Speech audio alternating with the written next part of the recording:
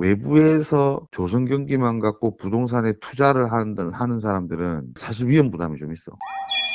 울산도 비슷하긴 한데 LNG선 발주가 많이 나가면서 "조선 음, 경기가 조금 좋아진다." 음, 라는 얘기 때문에 지금 울산도 뭐 음, "집값이 반등한다." 이제 신문에 나오는 거는 이제 그런 내용이야.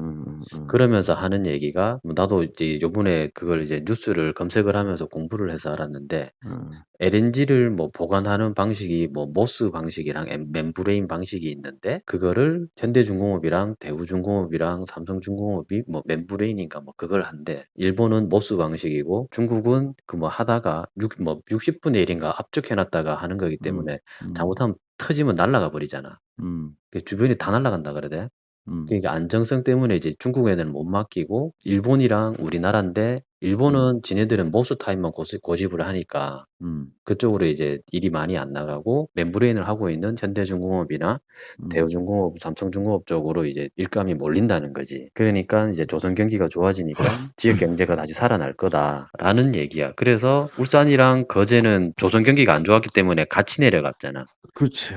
그런데 이제 고런 이유 음. 때문에 같이 올라간다는 얘기를 음. 하더라고. 그게 이제 밖에서 사람들이 보는 시각 그렇기 때문에 뭐 테크니컬한 뭐 멤브레인 탑이나 모스 탑이나 뭐 그런 것들은 좀 차치하더라도 그 소문을 종합해 볼 때 어, 조선 경기가 살 거다. 뭐 누가 봐도 조선소 거제도나 울산에 있는 사람이 많이 빠져나갔다. 어, 나갔고 그 사람들이 경기가 조금 들어올 수밖에 없다. 그래서 수요가 늘어날 수밖에 없다. 어, 그래서 미리 투자를 하는 게 좋지 않을까라는 판단으로 그 부동산에 관심을 많이 가진다. 정확한 음, 표현이야. 정확한 맞고 정확하게 읽은 거야.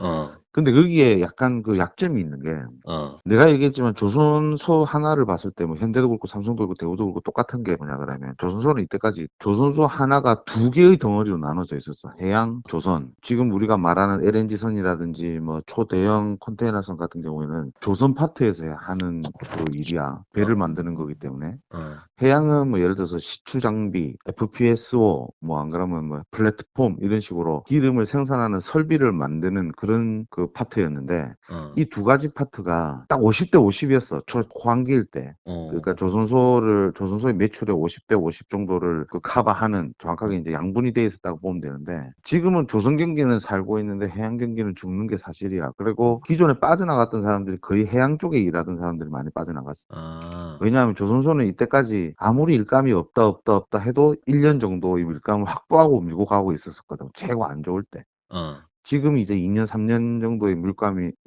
확보되어 있는 상태야. 음, 이게 조선소 전체 인원에 대한 게 아니고 조선에 일하는 사람들에 한해서야. 음, 그렇지. 그러면 해양은 이미 뭐 하청업체라든지 물량팀은 다 빠져나갔다 하더라도 음, 해양 파트에 소속되어 있는 직영이라든지 산업업체 소속 사람들이 있을 거 아니야. 음, 그 사람들 중에 이미 많은 숫자가 업종을 변경을 한 거지.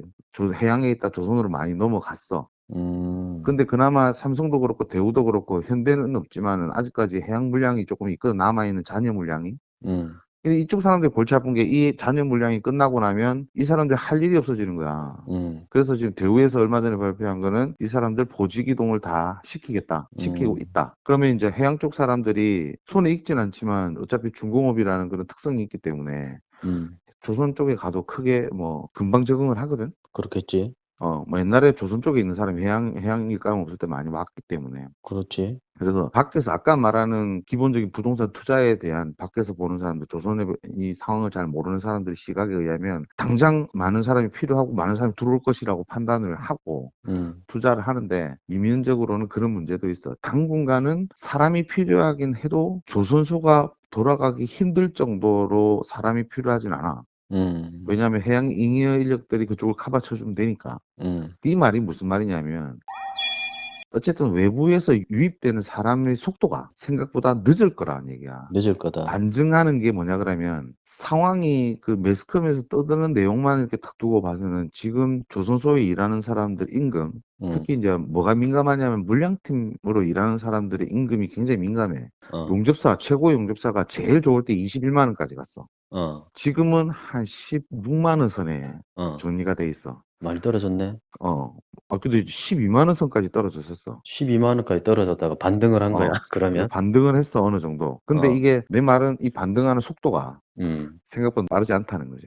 그 음. 말은 아직까지 그런 기술자가 급하게 필요하지는 않다는 거야. 그게 거제도 경기는, 거제도의 부동산은 사람들이 생각하는 것보다 좀 복잡한 부분이 있는데, 물량팀들이 많이 들어와야 거제도 부동산이 올라. 물량팀. 왜냐면, 녹음 파일이 손상돼서 뒷부분이 날아갔는데요. 이어서 이야기하자면 해양 플랜트 일이 많아서 물량팀이 많이 들어오게 되면 회사에서 숙소를 제공하기 때문에 주변 원룸부터 사람들로 차기 시작한다고 하네요. 그리고 원룸이 포화 상태가 되면 아파트 등을 빌려서 여럿이 함께 숙소 생활을 한다고 합니다. 사람이 많이 들어와서 식당이나 술집 등에 사람이 넘쳐나게 되면 동네가 들썩들썩 하겠죠. 더불어서 장사하시는 분들의 주머니 사정도 나아질 거고요. 그러면 부동산에도 조금 관심을 가지고 집을 산다든지 가게를 산다든지 할 수 있는데요. 그런데 지금은 해양 플랜트 쪽 일보다는 조선업 쪽 일만 수주를 하다 보니 사람이 그렇게 많이 필요하지 않다는 문제와 기존에 해양 쪽에서 일하던 사람들이 조선 쪽으로 전환 배치되면 추가로 들어오는 사람은 많지 않다는 거죠. 그래서 예전에 해양 쪽에서 일을 하던 사람들이 지금은 다른 곳에서 일을 하고 있는데요. 이 사람들을 다시 오게 만들려면 그만큼의 임금이 받쳐줘야 하는데 하청업체로 돌리거나 저임금의 외국인들을 고용하고 있기 때문에 빠져나간 인원들이 다시 돌아오기는 쉽지 않은 상태라고 합니다. 이어서 들어보시죠. 거의 그런 사람들은 많아. 여기 살다가 고향 근처에 진주나 뭐 부산이나 식구도 이사시켜놓고, 자기는 물량팀이나 안 그러면 자기는 일당으로 저 평택이라든지 저 파주라든지 청주라든지 그런 데 가서 일하다가 주말 부부 하는 사람들이 굉장히 많아. 그런 사람들이 그제야 이제 일자리가 생겨서 다시 오게 됐다. 임금이 맞아갖고. 그러면 그 사람들이 식구를 데리고 들어오겠냐? 이제 안 데리고 들어와. 그렇겠지. 그러니까 외부에서 조선 경기만 갖고 부동산에 투자를 하는 사람들은 사실 위험 부담이 좀 있어. 위험 지금은. 부담이 있다.